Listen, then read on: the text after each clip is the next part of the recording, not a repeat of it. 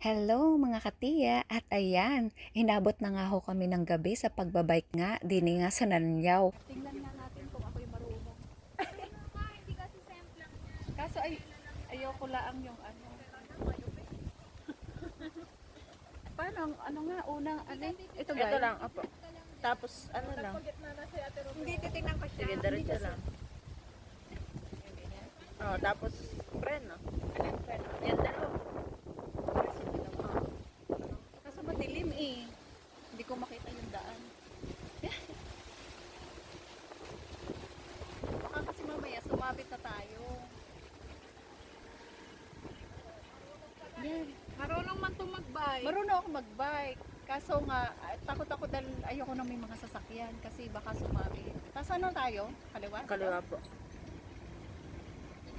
Parang nabilis. Ito yung control lang. Nasaan na? Oops, ayan na.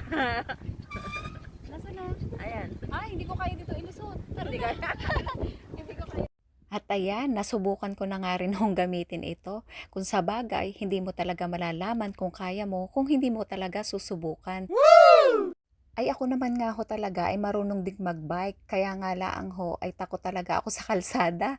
Dahil kapag ka nga ho may mga sasakyan, medyo mahina nga rin ho ang aking loob. Kaya nga ho hindi na rin ako natuto na mag-drive nga ng mga sasakyan kahit noon ay may pagkakataon naman sana na ako nga ay matuto. Sa bagay, sa buhay natin, dapat talaga maging malakas ng ating loob sa lahat ng ating gagawin. Huwag tayong matakot na sumubok sa ibang mga bagay na kaya naman nating gawin dahil yan din ay makakatulong para sa atin, para sa pag-unlad ng ating mga sarili. Yes!